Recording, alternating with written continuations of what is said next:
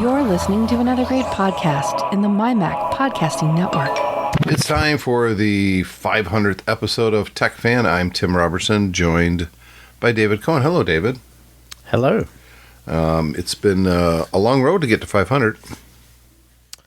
Yeah, it has. It's been a longer road than it seems like. I know. But here we are. We should have somehow figured out how to get Owen Rubin on, since he no longer works at Apple, and he has been, well, in the early days, but he was an occasional co-host. Yeah. I would think he's probably done 10, 15 episodes. Yeah, I'm sure he'd love to be on, but unfortunately his location makes the timing quite difficult. Yeah, being on the West Coast, I'm on the East Coast, and you're in the UK, so I mean... Yeah. Even for me, I wake up at 4... when we're all awake. Yeah. I mean, we do this 7:30 a.m. Eastern Standard Time, and I wake up at 4:35 every day, so it's not that big of a deal. But it's still, I mean, to sit in front of a microphone an hour or two after you've woken up on your day off is not always the easiest thing to do.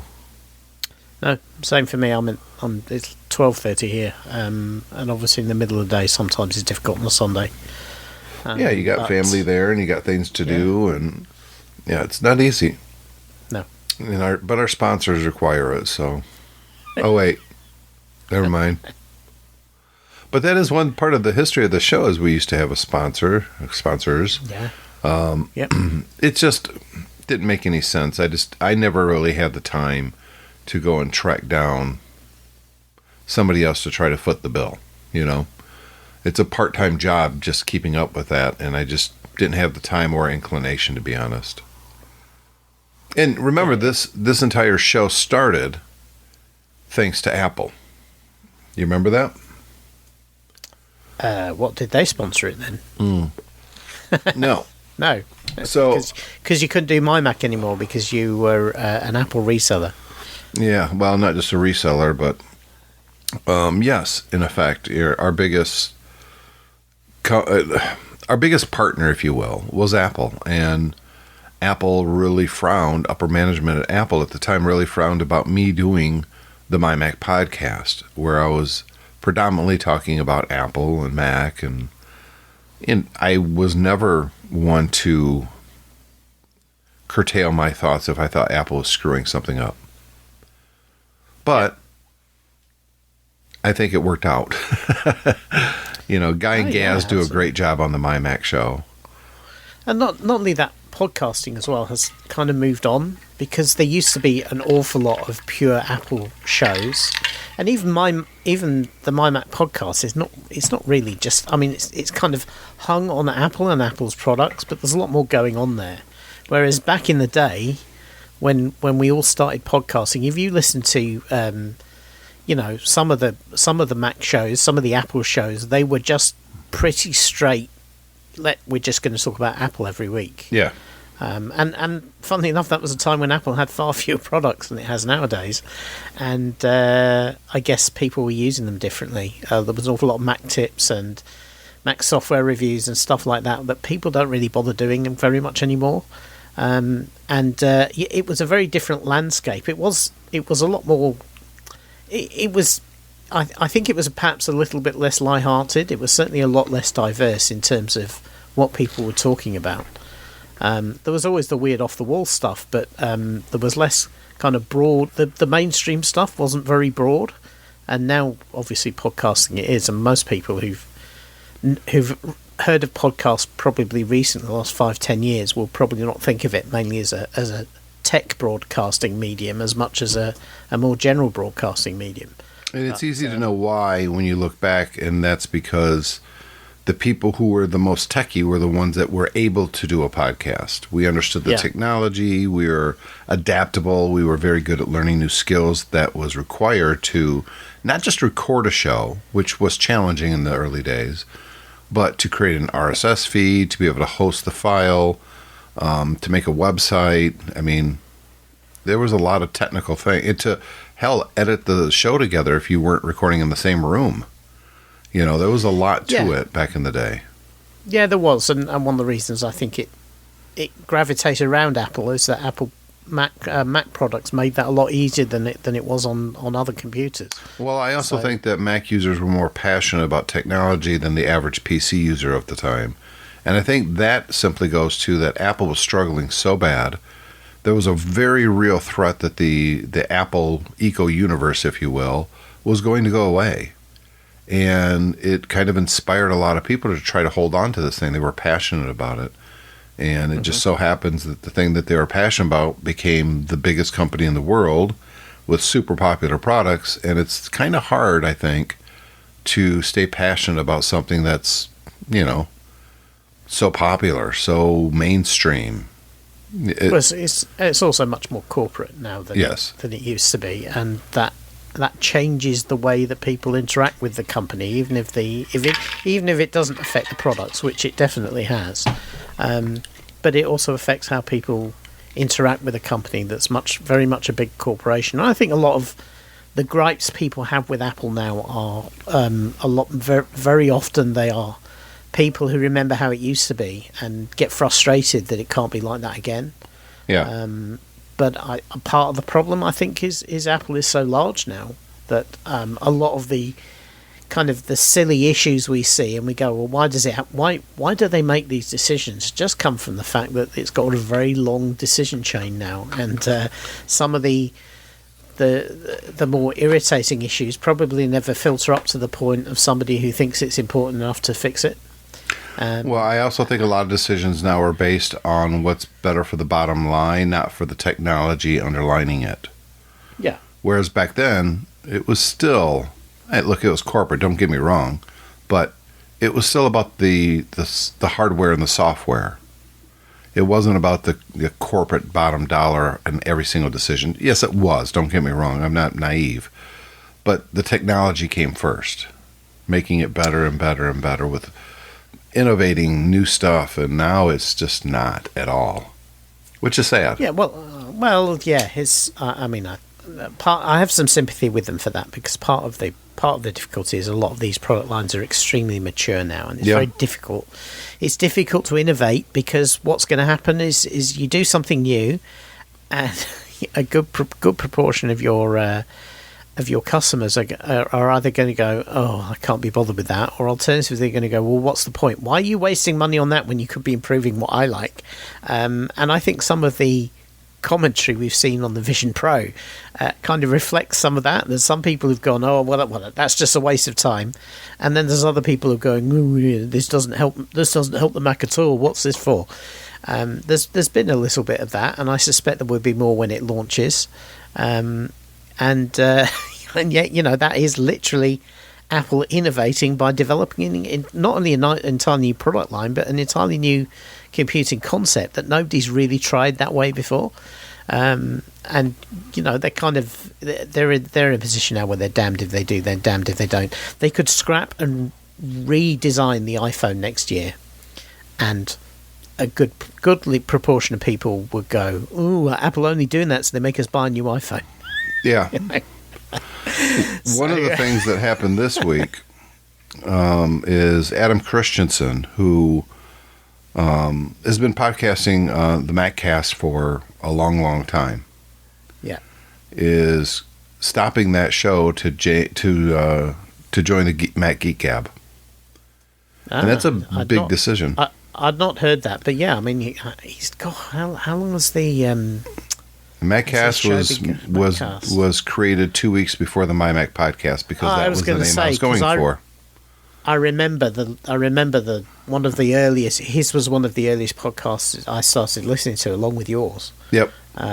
Because I got into Macs, and I wanted to listen to people talking about Macs, and I didn't know very much about it, and his was one of the ones.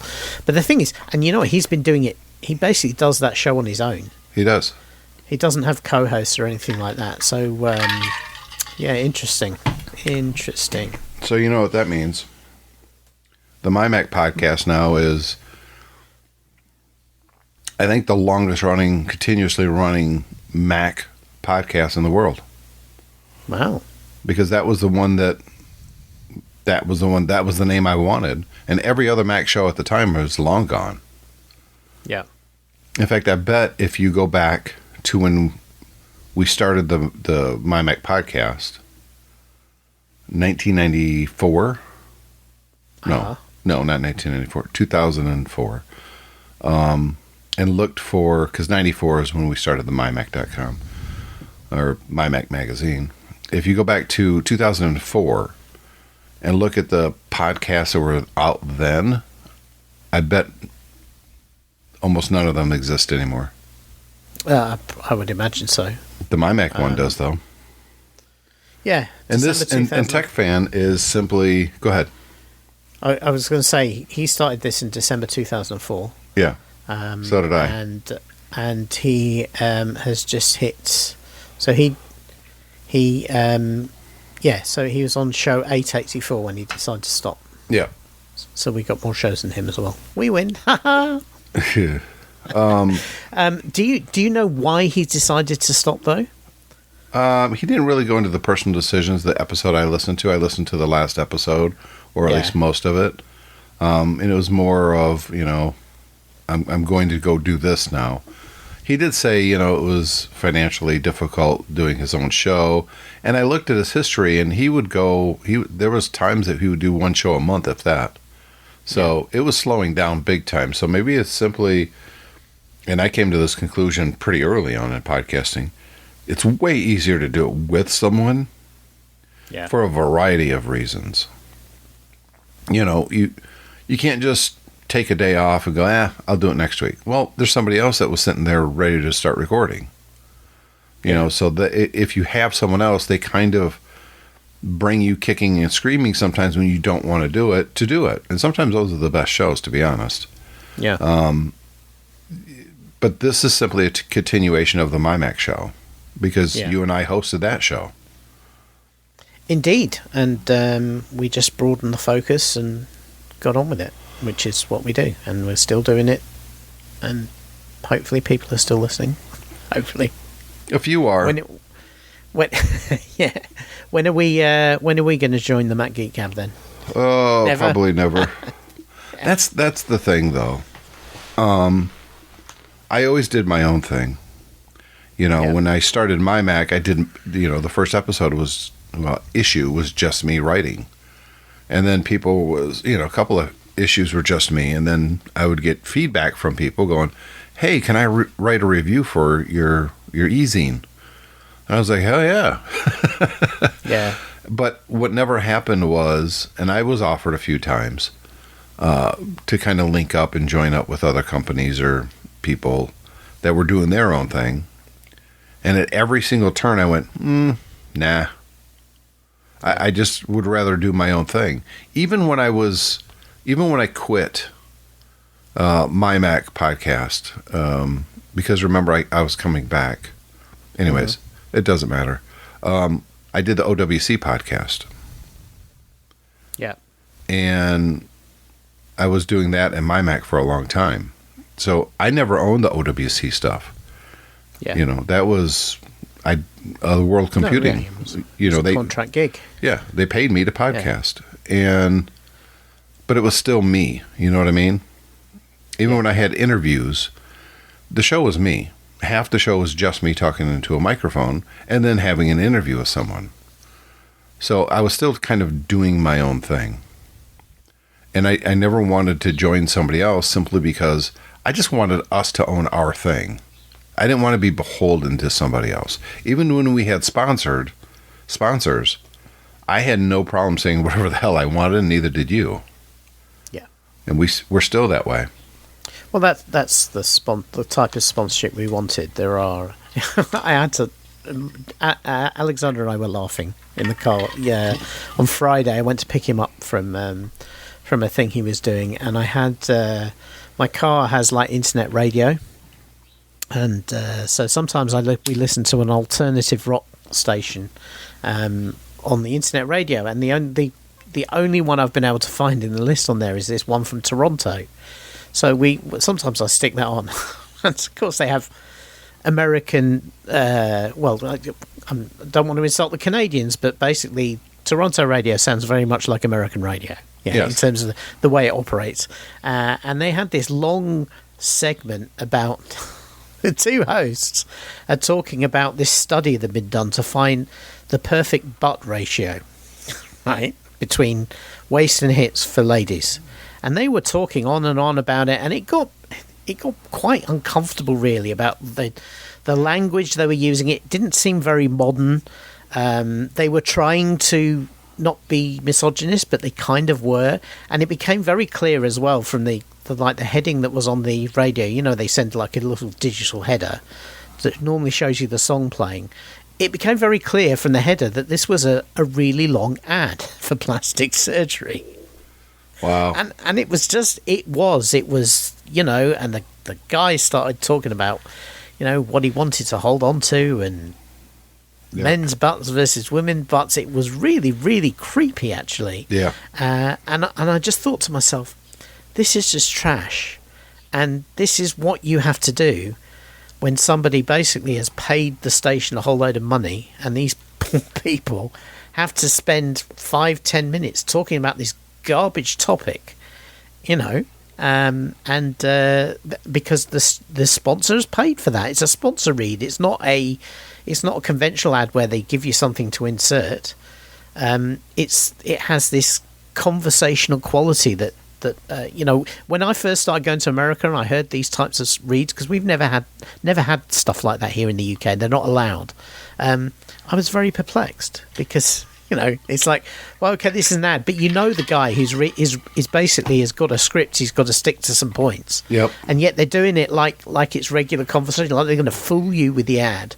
To me, it says an awful lot about the ad industry that sort of thing is prevalent, and they think it works, because I find it hard to believe that it works. That you know, my favorite alternative radio DJ is talking about a Brazilian butt lift, so maybe I should go and look for one of those. I don't know if it works, and I don't know if the ad company is the one that's even trying it. As someone who has had ads, not just from one company, but multiples way back in the day, it becomes very challenging to do a read, especially if they're not providing a script. And if you're FM, hey, welcome to the blah, blah, blah. Big backup on the 405 this morning, folks. You might want to take an alternative road. That kind of crap. It's hard to come up with content and fit that in somewhere. Well, if it's something you have no interest in. You know, that makes it even worse. Yeah, exactly. Or perhaps even worse than that, it's something you actively hate, but you're still being paid to read about it. Yeah, well, that comes down to the host, though. If the host is adamant that he can't stand a product, then they need to push back against the ad team. And if it comes to it, then don't do it at all. But this is corporate radio. We know that the hosts have very little power in corporate radio. Yeah. It's all about. I think, you know, to me, my guess is the host just made the best of a bad situation. Yeah, I know that. Because I highly doubt that the sponsor was like, "Yeah, let's talk about where I want to grab and stuff like that." Well, exactly. Yeah, I just think they tried to riff on it in a bad way. Yep. I do find it interesting. I listen to a couple of the Leo Laporte shows still. The security one, the Windows one are the ones that I tend to listen to. And he has ad reads. And obviously he's been in radio for a long time. So he does the ad reads all the time. But what astonishes me is how long they are. Because I have my podcast set up on my phone and in my car that if I get something I don't want to listen to, I skip forward in 1 minute increments. Yeah, that's what my skip forward button does. And so when I get to what I know is an ad read and I think, well, I don't want to listen to this, I'll skip through until I hear the actual person I'm paying I want to listen to on the show is, you know, the not Leo but the other guy, right? And you wait to hear their voice, and sometimes I'm pressing that button 6-7 times. I think my God, he's going on about that product for 7 minutes. That's ridiculous. And probably making little. Well, look, don't get me wrong. I don't hold it against people who need to do that or want to do that. You know, if you've got to monetize, you've got to monetize. But you got to find a balance. It works. Yeah, to me, I don't find it. Those shows frustrate me because 7 minutes of an ad, and then a few minutes later, the host will say something and Leo will ask a question, makes it perfectly clear he's not been listening for the last 5 minutes. Yeah. And at that point, then I get a bit annoyed. He just he has big layoffs going on right now. Well, they're really struggling Yeah. because after COVID, basically the bottom's fallen out of the podcasting market for advertising, because everybody's spending less, and when they're not spending it on podcasts like they used to. Unfortunately, I don't think that organisation has ever been very good at staff management. Whenever things are going well, they hire a whole load of people, and then they lay people off when things aren't going so well. They've done this several times. Yep. I personally would not like to run an organisation like that. I'd rather grow it incrementally and try and hold on to the people that come with me rather than doing the boom and bust thing. But, he does what he feels works for him. And what I do here is simply record shows.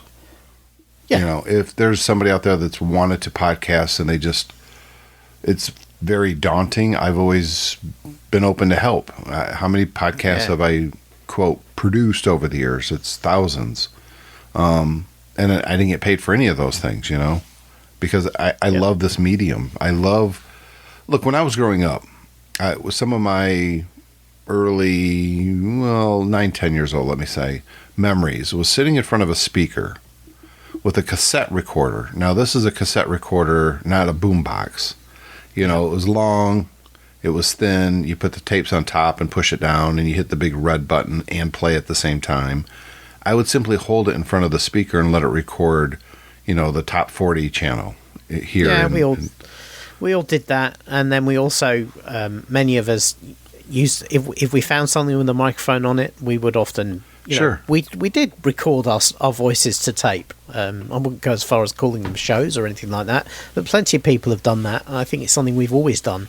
Well, for me, it was always listening to the music. I love the music, but I really paid attention to the DJs because I knew I didn't have any music ability. It's simple. I just don't. I wish I did. My kids all do, which is fantastic, but I don't. So when they play music, I love listening to it. I wish I could do that. I played trombone in the marching band for a few years, and I sucked at that. But I could talk. I could be the guy behind the microphone introducing the song, and I thought that's what I wanted to do until I even did a small intern at a local radio station, learning the ropes, watching him change these big cassette tape things and doing live reads, and I was very interested in it until I found out how much they made. Then I was like, screw that. I mean, they made pennies. Those guys didn't make anything. And yet they still made more than we do, so in podcasting. So there you go. Well, we did pretty well for a while. Yeah, I know. But you got to let's talk about the elephant in the room. One of the reasons that podcast advertising revenues and podcast subscription rates have gone down is because many more people do video now. Yeah. And I think instead of the kid of today, instead of them grabbing a recording device and talking audio, they want to put a phone up in their face and do video. Yeah. And that's why TikTok and Twitch and YouTube and all these things are so successful, is because actually, given the opportunity, a lot of people want to do video rather than this sort of medium. Well, I also think that they bring up a web page and hit play, and they don't even watch the video. They just listen to what the person's doing while they're doing other stuff.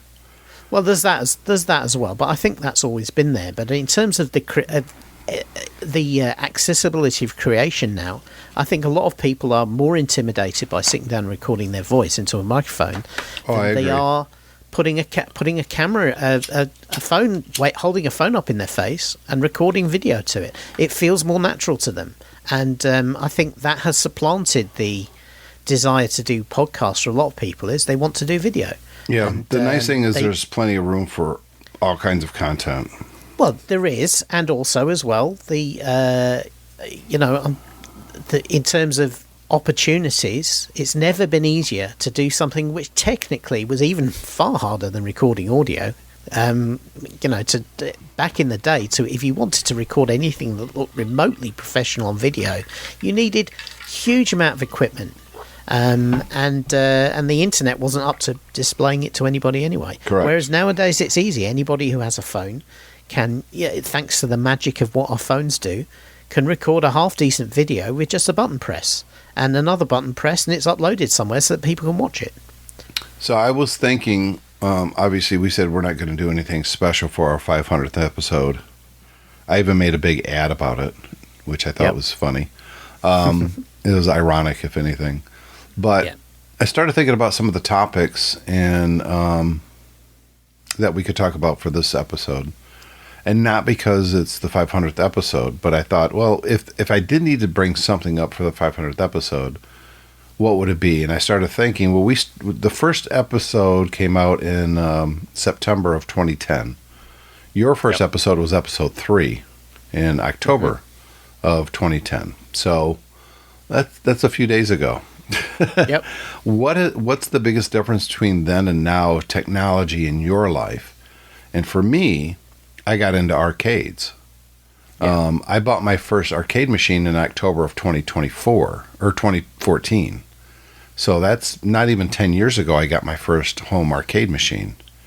And that's kind of been the dominant thing when it came to what was getting me excited about technology was old technology, going back. Yeah. Looking at, buying an old arcade or buying a machine and updating it so it can play 10,000 arcade games. To me, that was probably the most significant tech thing that I've done in the last, since this show started back in 2010. Yeah. What do you think it is for you? So, I was already into retro stuff back in 2010. At the time in my office, my company's office, I'd kind of taken a couple of desks in the corner and they were piled up with boxes of stuff I bought on eBay and was trying to sort out. Kind of annoyed the company, to be honest. I eventually had to move it all out. And I was playing around with old Macs and things like that. But I don't do very much of that anymore. I would say probably the biggest change for me is also like you, gaming related, because I always liked video games, but now moving to handheld gaming, the fact that I can now play what I would consider to be AAA titles,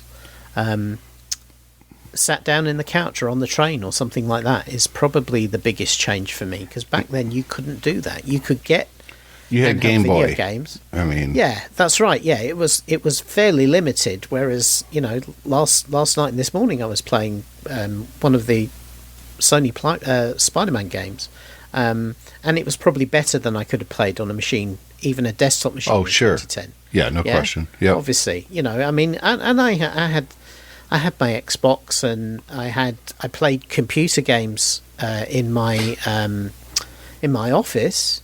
But I don't sit at a desk playing games anymore because I don't need to, because the handheld stuff is just as good, if not better. And I think that's the big difference, and it's probably what the most tech that I use nowadays, outside of productive stuff like doing email on my phone and stuff like that, it's mostly playing handheld video games. If you went back, go ahead. I was just going to say I love the opportunity to do that, because I play a lot more games than I used to. For that reason, it's more convenient. I don't have to.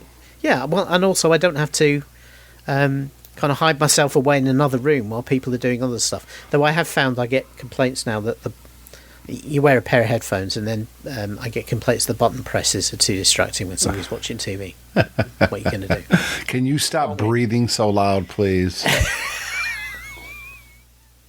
One of the if I could take some of the tech in my living room right now back to, say episode 3 when we got back together, and we call it, by the way, mymac.com presents TechFan.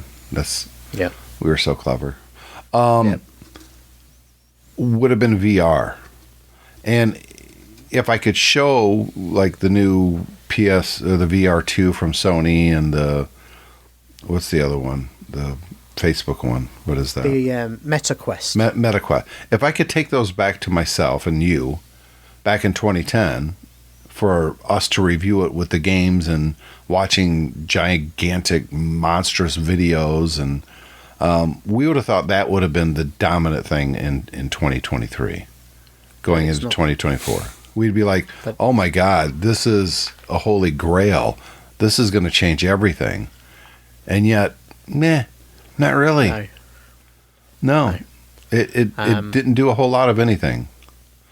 I still think part of the problem with with VR is that actually, and I wonder whether Apple's products is really gonna move the needle on this. The problem with VR is you are cutting yourself off from everything, not only from the people around you, but actually the physical space you're in. You actually have to map out a safe space. It's actually impressive how the Meta Quest does this, where it shows you a black and white. Well, the newer one I think has got better cameras in it, but the one I have, the Quest 2, shows you a black and white view of your space, and you actually mark out the areas where it's safe for you to move, so you're not going to bump into anything, and then it warns you if you get near the edge. It's very well done, and don't get me wrong, the Meta Quest products are stunning bits of technology. The problem is they are solving a problem that nobody really has. And what happens is, just like you and I have done, you buy them, you play around with them for a bit, and then you put them on one side, and you don't tend to pick them up again. They're not must-have products. They're not must-use products. And there was an article yesterday, I think it was yesterday or Thursday, saying that Microsoft has just launched native Microsoft Office apps for the Quest products.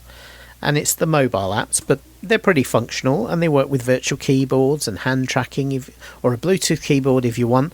But you just look at it and you go, what's the point? Who wants to edit a Word document in some sort of virtual space cut off from the rest of the world? Yeah. Nobody wants to work like that.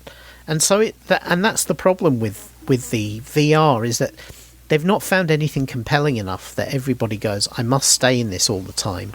Do you think Apple's product is going to solve that? I don't think so. Well, Apple's got a different approach, because they're trying to use augmented reality to actually overlay the VR experience. But over who's the real asking world. for that?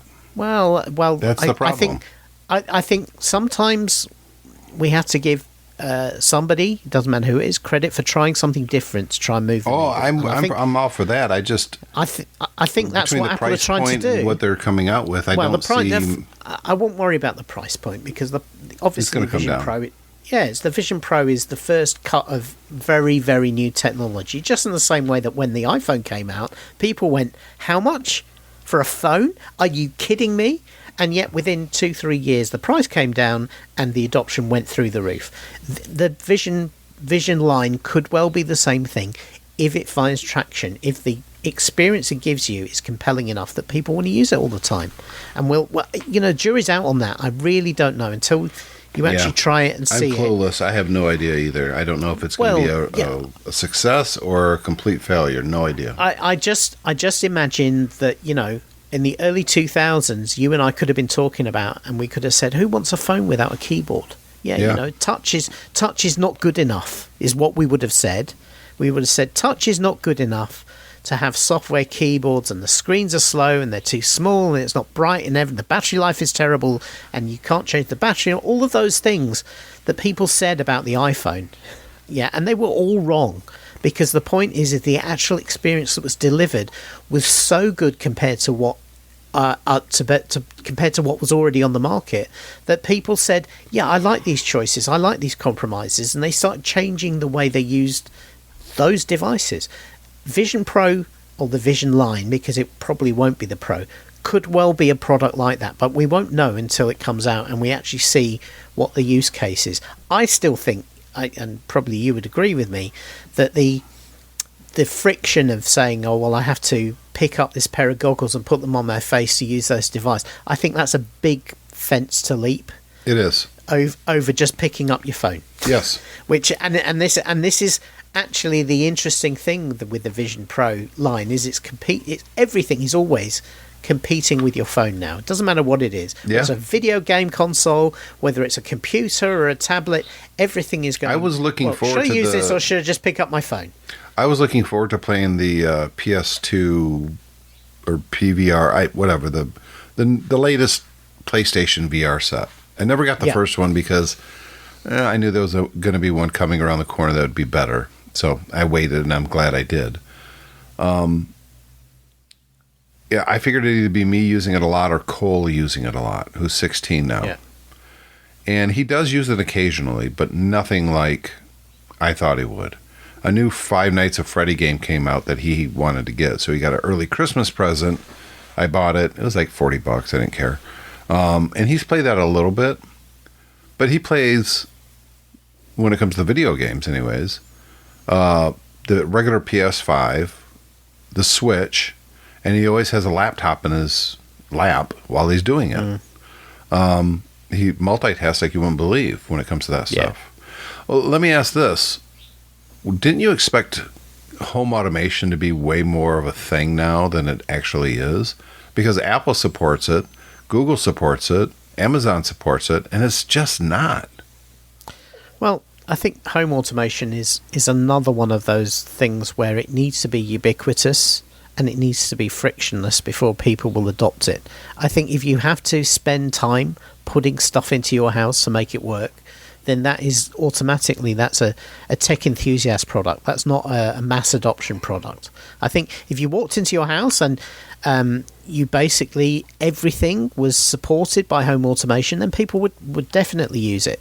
But you, at the moment, you can't do that. You need to choose a system, and then you need to buy all the right bits, and then you need to fit them to the things you want, and then you need to design the schedules and the actions or the scenarios or whatever it is each one of them uses, and then you also have to kind of make sure that your infrastructure is robust enough to support it. There's no point having a remote garage door opener that works on home automation if your home internet isn't reliable, because one day you'll come home and it won't work and you won't. Or be able like to we get talked in. about just a couple of weeks ago, that company goes out of business and turns it off. Well, yeah, I mean, people would say, "Oh, well, that's a risk of using the cloud. You can do it all yourself," and you can. But the problem is, you've got to be a real technology enthusiast to do that, and you've The really got average to be person committed. doesn't have the time to do that. Time or maybe the inclination. They don't see the possibilities.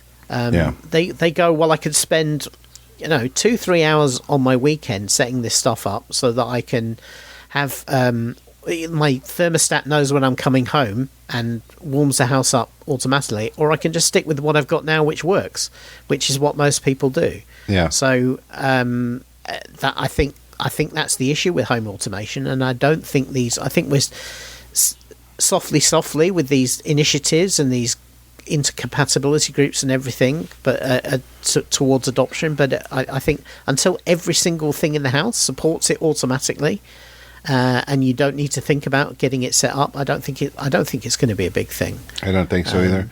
I've always kind of wanted a system that if I walk through the hall at night, dim lights would light up so I can see where I'm walking. Because it's that 3 a.m. I got to pee thing going on. But you can do that now without home automation. Well, that's what I was getting to. Yeah. I was watching TikTok yesterday, and I came across, and I didn't buy it, but I came across this TikTok where it's just this little tube, right, with a USB-C thing on it that's how you charge it. Yeah. And so the mount on the wall is just sticks there. It's one of those 3M sticky pad things. Right. And the light itself is magnetized. So you just put it up on the little stand that's stuck to the wall and it sticks there. And it has a motion sensor. You could also pull it off and use it as a little flashlight. And I thought, I didn't even see what it cost. It was probably like $40 or something. But I thought, that's a great little product. I mean, if one of them goes bad, it costs you $40. Who cares? But you get 3 or 4 of these to line your hallway, where it's not blinding you. It's facing downward where I want it to. But if I need to see more, I can just grab one and I don't have to unclip it or nothing. It's just magnetized. Yeah. And when they start getting dim, I just plug it in for a couple hours and charge it up. Yeah. And you can also get ones that plug into the wall sockets that basically have a motion sensor on, and they will light up the floor when they detect somebody coming around at night. This is way more flexible. I agree, but the thing is that to solve those problems, those point solutions are much, much cheaper, and they're plug and play versus a full home automation setup. So I think most people don't bother. Exactly. And that's what it is. I'll tell you one thing that I while we've been talking, I did think about is a big change from 2010, 2011. For me, in terms of tech, back then we had DVRs on all the TVs. And I would set all the programs I wanted to record off transmitted TV, and then I would have them on a hard drive in the DVRs, and then I would catch up with them and watch them. When we moved to this house, which is now 8 years ago, I brought the DVRs with me. I've never set them up because I don't need to anymore, because now everything is available on streaming. Yeah. And that was or not on the case demand, in 2010. which is streaming. Exactly. On demand streaming. All of the regular TV channels in the UK have got their own streaming platforms, and they pretty much keep most of their content. So if you miss a show and you want to go back and watch it, you can do so for no money.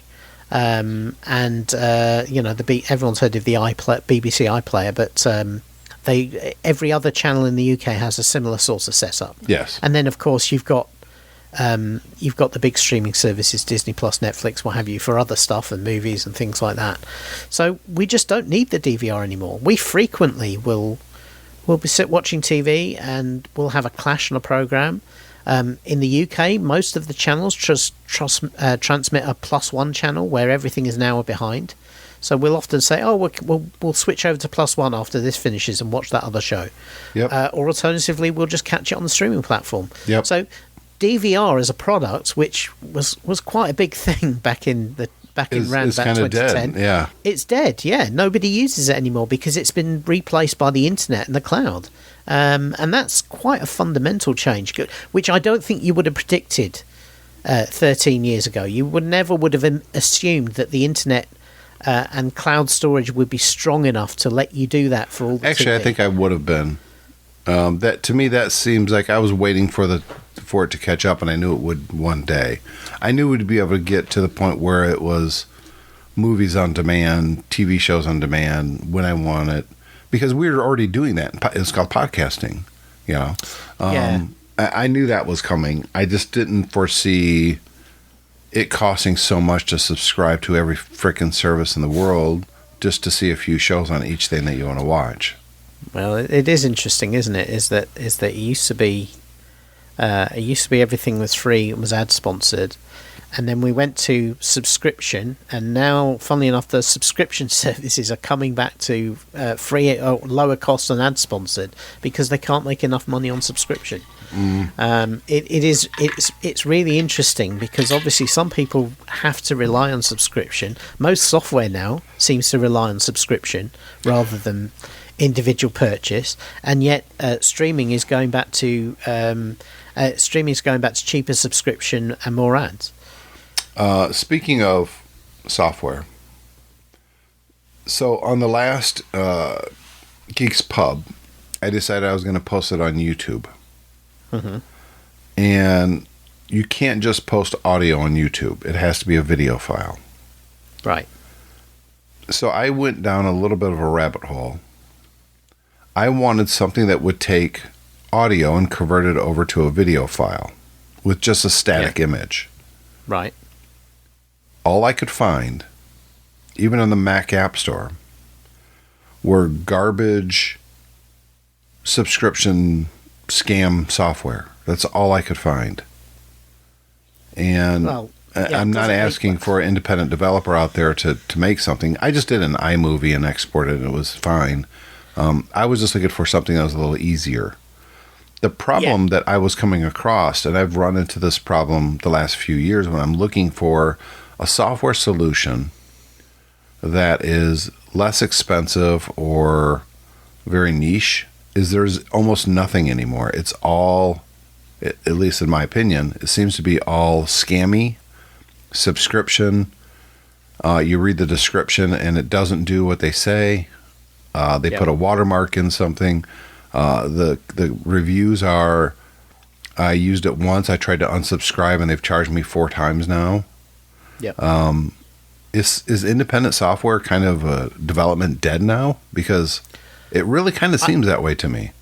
I think it's a lot harder than it used to be because the market is much smaller, because people tend to use what they have and they get by with what they have. And I think the market in terms of the web services provides 90% of that stuff for free or at very low cost, whereas you writing an application and then selling it to people is a really hard proposition. Mm-hmm. And then you've got the other problem that, and you mentioned the Mac App Store then. I mean, I never would. I just don't go to the Mac App Store for anything anymore. It's garbage from what I can see. It's garbage. But that's the problem, is that the App Store model, I know that the EU are doing something with looking at the app stores in the next couple of years, and the US are threatening to.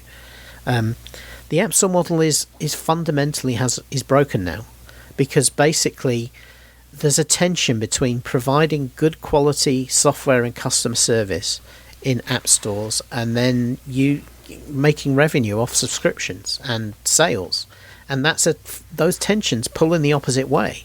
And what the scam operators have found is that effectively, if you put up what are effectively fake ads for fake software with subscriptions, you can make enough money off that to make it worth your while, even if the company who owns the store is playing whack-a-mole and is getting rid of you frequently, because you just republish it. And there's more of you than there is of them, and there always is. And it's the same problem with fake products on Amazon, and exactly. It's the same. It's the same deal. And it's funny enough. We talked before about. The part of the problem with that issue is that companies like Apple. I don't know what the Google Play Store is like because I haven't used it that much, but certainly Apple, the search is fundamentally broken on the App Store, or it's been so gamed by the scammers that it just doesn't work properly.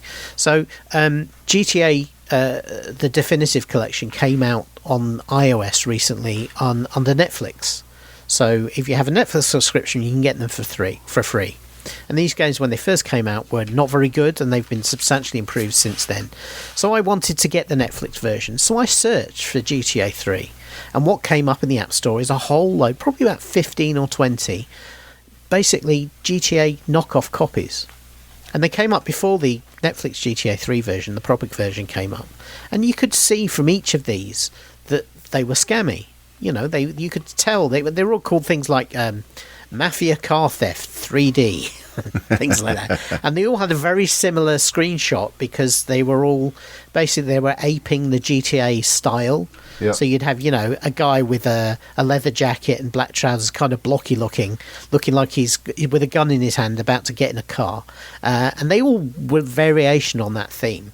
And all they're doing is basically trying to spoof people who might be looking for GTA, of thinking, oh, well, maybe that's it, or maybe that's cheaper, or maybe that's good. And it obviously works, otherwise they wouldn't do it. Correct. And yet what we get is very, very low quality search results and the opportunity of being ripped off. Yep. Because, as you say, some of these things will charge you, like, particularly in utilities and things like that. If you don't know, you'll sign up for a subscription and then it'll renew and it'll be like $40 for 2 weeks. Yeah, or something like that. Because they're counting on the fact you won't notice. Yep. And they get a lot of, let's face it, many developers, if you could get $40 one time for an app, for a legitimate user, if you were a legitimate indie developer and you could sell a copy for $40 for a year, you'd take that every day of the week because that's good money. So if you can fake people into doing that, and then I don't know how it works with refunds if Apple takes the money back off the developer account or they just write it off, but if they're writing it off, then that's good scratch for probably very little effort because it's cookie cutter software code. Absolutely. Yeah. What I would say what I would have done in your situation, looking for something to do that, is I would have looked for a web service that could do that. I did, and every one of them was also a subscription service. They're also scammy. Yeah. So, hey, we'll convert it for 1 minute, and then you have to pay $69.99 for 3 months of access. I was like, screw you. Unfortunately, a lot of the independent apps that used to do stuff like this, particularly media and coding and things like that, have been acquired by dodgy companies over the years. Yep. And even the non-dodgy ones have also adopted this premium subscription model where you can't basically try the software properly. Because what they don't want you to do is if you need it just one time, they don't want you to be able to do your one-time requirement using the free version. They want you to have a limitation, like you say, like only a minute or something like that, to force you to subscribe even the one time. Because once they get a subscription, there's a chance you'll forget to unrenew it. Yep. Plenty of software companies on the Mac that you and I will remember from back in the day have now been acquired by people who do that. The first place I went to was Rogue Amoeba, thinking that they might have something, but they didn't. No. I was kind of surprised by that, to be honest. And it's tough because that is that the thing you were trying to do is exactly the sort of thing you need a dedicated app for, because that's much lower friction than having to figure out how to do it in iMovie or exactly. Something like that. Because it's a non-intuitive problem to solve.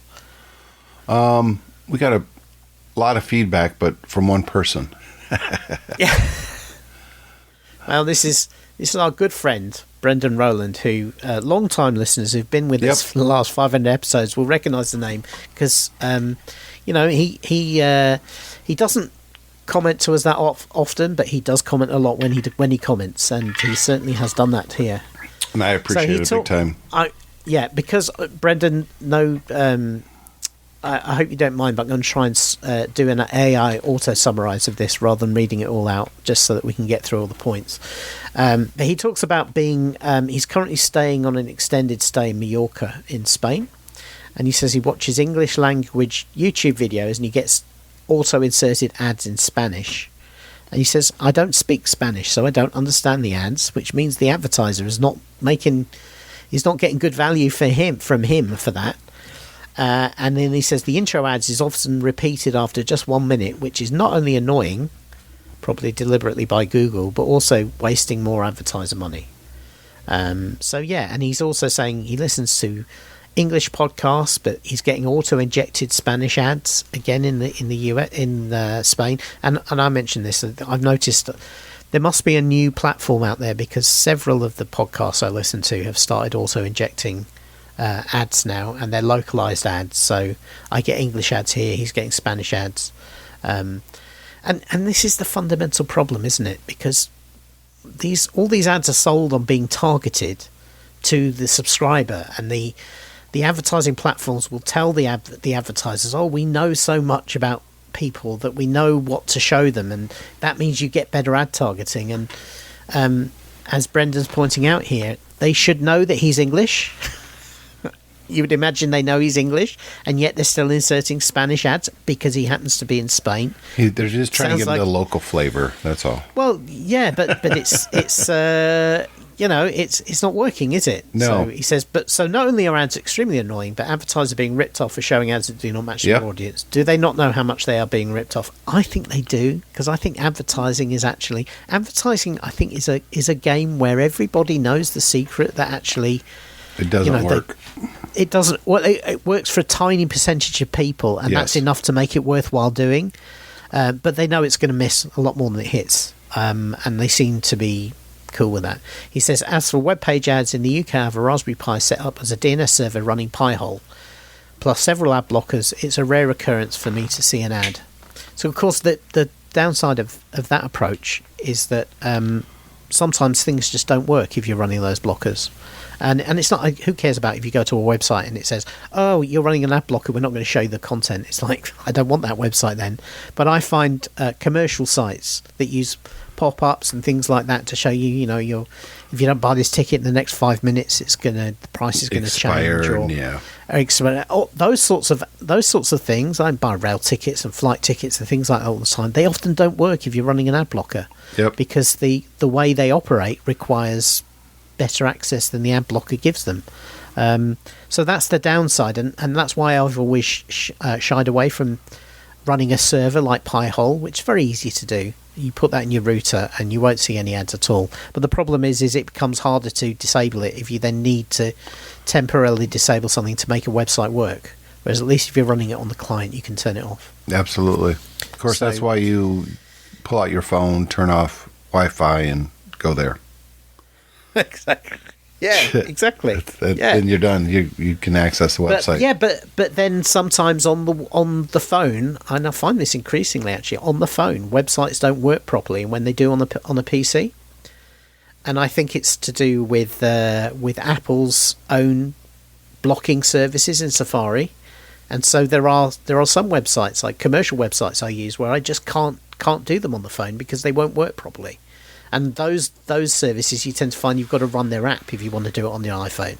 You can't do it through the web because it just doesn't work. Things don't work. The transactions don't complete. I mean, that's the worst one, is when you go through, you put all the information in, you put your card details and everything like that, and you finally hit the pay button, and it just sits there spinning, and then it never actually completes, and then you get a failed payment and something like that, and then you're just kind of cursing things, because who wants it to be that hard? But well, he's quoting Dr. O. Cory Doctorow, who is well known. He says he's a SF author and tech commentator. Cory is known as being, isn't he associated with the Internet Freedom Foundation? Yeah, and he's very much against a lot of the horrible things we've just been talking about on the internet. Well, he writes, here's how platforms die. First, they are good to their users. And that's how you get your users. It's really good user experience. You're getting a lot of value of using it. Then they decide to abuse their users to make things better for their business customers. Yep. Finally, they abuse those business customers to claw back all the value for themselves. Then they die. Yeah. Yep. And he's right. And that's exactly, you see it over and over and over. And that he invented a phrase for this. E-shitification. N-shitification, which is something about how... we've seen this all the time. You look at Amazon now with all the fake ads and the... fake products, fake ads. Fake products, the artificial boosting, something like that. Yeah. And what I don't understand is people fall for it all the time. I fall for it. I still use Amazon all the time. And I like to think that I'm good at spotting the stuff I want from the stuff I don't, but I'm probably not, because we're most of the times we think we're better at doing things than we actually are. I'm actually pretty good at it, but I have a really strong BS filter, which is why I'm pretty good at sales. I know when someone's wasting my time. I mean, you work in sales, so that kind of gives you a bit more of an insight. But there will still be times when you'll have fallen for sucker products as well. That thing you mentioned on. The light thing you just mentioned a few minutes ago. How do we know if that's a real product? Or it may just be a sucker product? It could be, but I didn't fall for it. No, well, you talked about it. I did, but I didn't fall for it. Yeah. You didn't buy it. Okay. Because I don't trust TikTok. No. I don't think I would ever really trust. See, if I see something on TikTok, I immediately do a Google search and see if I can find it and find reviews and stuff like that. Yeah. I do not click the buy it here thing ever. And if I want to buy it and it does look like it's pretty legit, I'll go to Amazon. And if it's not on Amazon, I don't buy it. But the part of this enshittification is the fact that the everybody on the internet knows when you see something on TikTok and then go and search for it Google. They put that together. And if you end up then going to Amazon and buying it, they put that together too. And this is, there was some marketing company made a bogus claim last week that they had tech which made everyone's phones listen to you. Yeah. Right? And everyone went, oh my God, that's illegal and all this sort of thing. And it's a lie. Of course it's a lie. Of course it came from a marketing company trying to promote their own products, so it's a lie. But I fully believe that they can probably do a better job with their web tracking across the internet with everything you do across your devices than they could do anyway with listening to you.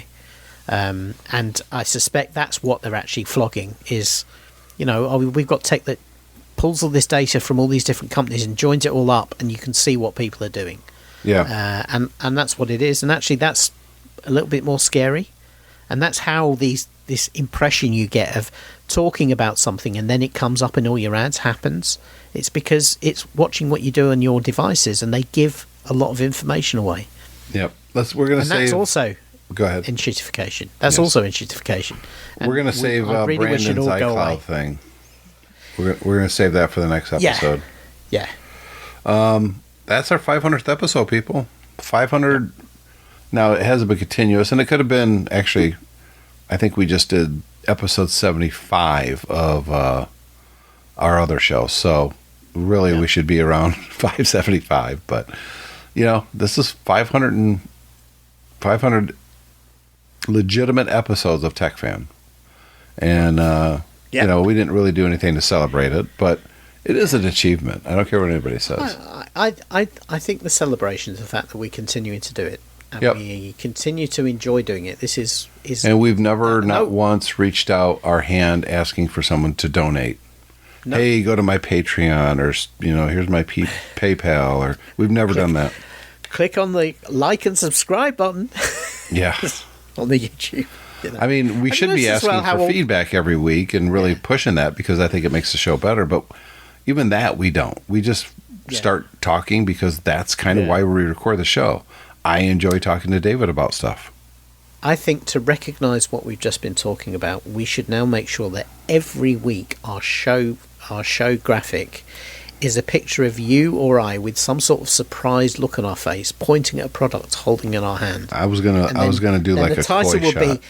The title would be "You Won't Believe What We Found Out About." Yes, all right, and that we should just do that every week. Yep, every week.